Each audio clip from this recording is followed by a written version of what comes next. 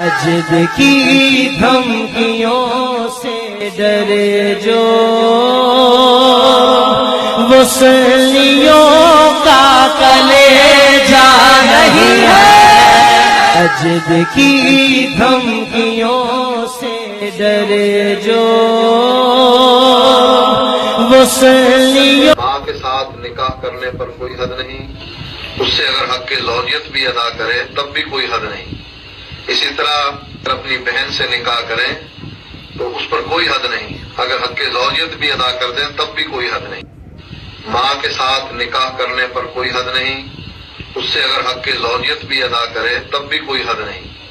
اسی طرح اپنی بہن سے نکاح کریں تو اس پر کوئی حد نہیں، اگر حق زوجیت بھی ادا کر دیں تب بھی کوئی حد نہیں۔ ماں کے ساتھ نکاح کرنے پر کوئی حد نہیں، اس سے اگر حق زوجیت بھی ادا کرے تب بھی کوئی حد نہیں۔ اسی طرح اپنی بہن سے نکاح کریں تو اس پر کوئی حد نہیں، اگر حق زوجیت بھی ادا کر دیں تب بھی کوئی حد نہیں۔ السلام علیکم ورحمۃ اللہ وبرکاتہ۔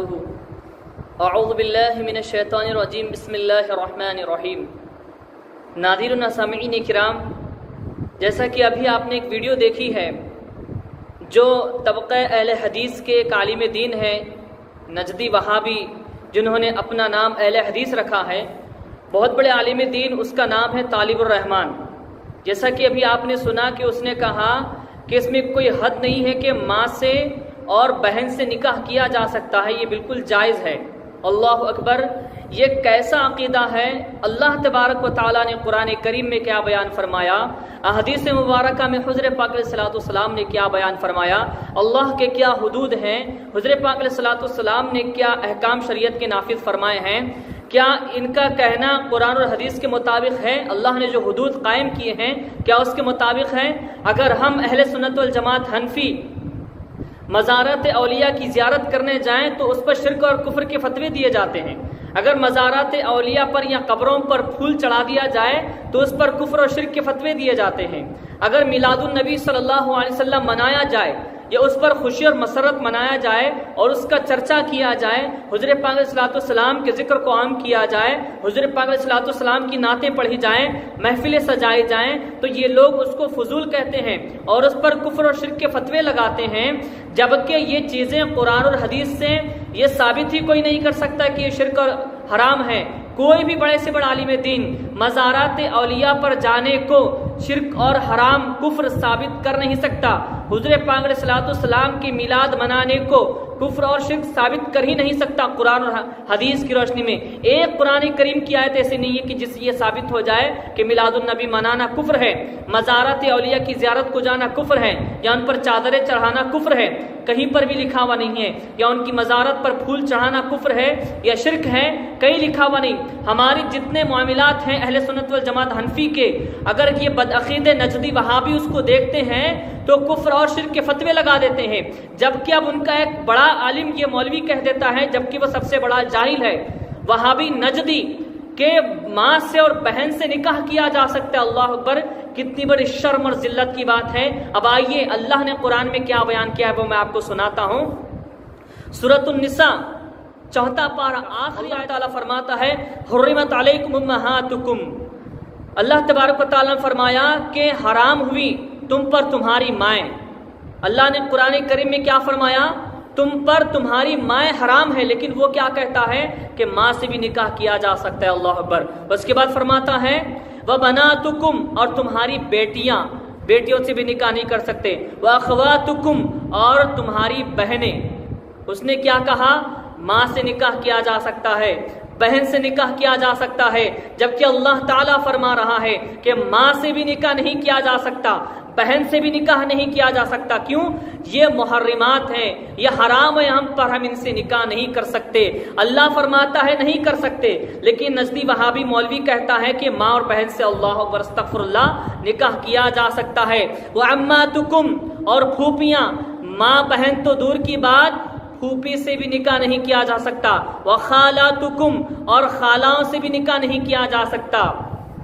وَبَنَاتُ الْأَخِ، اور بھتیجیاں ان سے بھی نکاح نہیں کیا جا سکتا، وبنات الاختی اور بھانجیاں جو ہیں ان سے بھی نکاح نہیں کیا جا سکتا، امہاتکم اللاتی ارضعناکم اور تمہاری مائیں جنہوں نے دودھ پلایا، واخواتکم من الرضاعتی اور دودھ کی بہنیں۔ یہاں پر اللہ تبارک و تعالیٰ نے حقیقی ماں اور بہن تو دور کی بات، رضائی ماں اور رضائی بہن جو ہوتی ہے اللہ تبارک و تعالیٰ نے ان سے نکاح کرنے کو بھی حرام اور ناجائز قرار دیا ہے، لیکن نزدی وہابی کہتے ہیں کہ ان سے نکاح کرنا جائز ہے، اس میں کوئی حد نہیں۔ اللہ اکبر، جو حدود اللہ نے قائم کر دیے ہیں اس حدود کو توڑ رہا ہے، گویا قرآن کریم کی آیت کو تبدیل کر دیا۔ لا تبدیل لکلمات اللہ، اللہ کا ایک کلام بھی تبدیل نہیں ہوتا، اور جو اس کا انکار کر دیتا ہے اور جو اس کو تبدیل کر دیتا ہے قرآن کی روشنی میں اس کو کافر مانا جاتا ہے۔ تو پتہ چلا محرمات نکاح قرآن میں ثابت ہے، ماں سے نکاح کرنا حرام ہے، بہن سے نکاح کرنا حرام ہے، قرآن کریم بتا دیا۔ اگر کوئی اس کو جائز کہتا ہے تو اس نے قرآن کے حدود کو توڑ دیا، اللہ کے فرمان کا انکار کر دیا، آیت قرآنی کا انکار کر دیا۔ تو جو قرآن کی آیت کا انکار کرتا ہے، اللہ کی حدود کو توڑ دیتا ہے، اس کو نہیں مانتا، وہ شخص اسی وقت کافر ہو جاتا ہے۔ ہم جو کام کرتے ہیں وہ کہیں نہیں لکھا ہے کہ یہ کفر یا شرک ہے، لیکن اس کی خود کی زبانی آپ سن لیں کہ قرآن کریم کے خلاف بات کر دیا اور یہ کھلا ہوا کافر ہو گیا۔ اللہ تبارک و تعالی ان جاہلوں کو ہدایت عطا فرمائے۔ سامعین کرام، اور ایک خاص بات یہ اس سے پتہ چلی کہ یہ لوگ نہ قرآن کو مانتے ہیں، نہ حدیث کو مانتے ہیں، نہ اللہ کو مانتے ہیں، نہ رسول اللہ کو مانتے ہیں، یہ اپنی ذات کو مانتے ہیں، اپنے نفس کو مانتے ہیں، یہ نفس پرست ہیں۔ اگر اللہ کو مانتے، رسول اللہ کو مانتے تو اپنی زبان سے کبھی ایسی بات نہیں کہتے تھے، قرآن کو مانتے تھے اور حدیث کو مانتے، اس پر عمل بھی کرتے۔ لیکن یہ لوگوں نے اس کو چھوڑ دیا تو پتہ کیا چلا، یہ لوگوں نے خود اپنے آپ میں تمام احکامات بنا لیے ہیں۔ صرف نام لیتے ہیں اللہ کا، صرف نام لیتے ہیں رسول اللہ کا، صرف نام لیتے ہیں قرآن کا، صرف نام لیتے ہیں حدیث کا، لیکن خود اس پر عمل نہیں کرتے اور الزام لگاتے کس پر ہیں؟ اہل سنت والجماعت حنفیوں پر۔ ہم تقلید کریں تو اس کو شرک کہہ دیتے ہیں، ہم کسی اللہ کے ولی کی مزار پر جائیں تو شرک کہہ دیتے ہیں، پھول چڑھا دیں تو شرک کہہ دیتے ہیں، میلاد النبی منائیں، جلوس نکالیں تو شرک کہہ دیتے ہیں۔ اللہ اکبر، حضور کی نعت کی محفلیں سجائیں اس کو بدعت کہا جاتا ہے، حرام ناجائز کہا جاتا ہے، کفر کے شرک کے فتوے لگا دیے جاتے ہیں، جبکہ یہ قرآن اور حدیث سے ثابت نہیں ہے۔ لیکن آج میں نے یہ ثابت کیا کہ محرمات نکاح قرآن میں ہے، اللہ نے حرام کر دیا ہے، لیکن اس نے کیا کہا؟ کیا جا سکتا ہے۔ تو آپ اندازہ لگائیں کہ کون حق پر ہے اور کون غلط ہے، کون باطل ہے، کون حق ہے۔ قرآن کی روشنی میں نے آپ کو یہ بتا دیا۔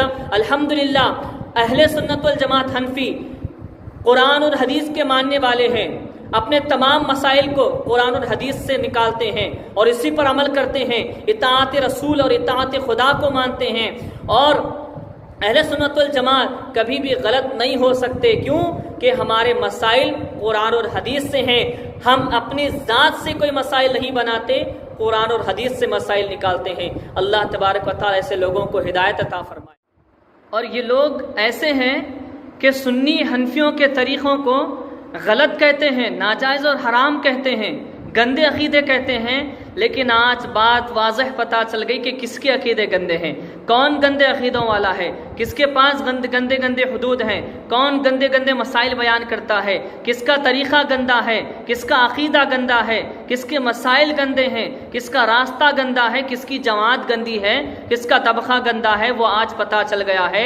اہل سنت والجماعت کے عقائد گندے ہو ہی نہیں سکتے، وہ آج پتہ چل گیا، لوگ جان لیں گے کون کس کے عقیدے گندے ہیں۔ اللہ تعالیٰ ایسے گندے عقیدے والوں کو ہدایت عطا فرمائے اور ان کو سیدھی راہ عطا فرمائے، اہل سنت والجماعت میں داخل عطا فرمائے۔ وآخر دعوانا الحمدللہ رب العالمین۔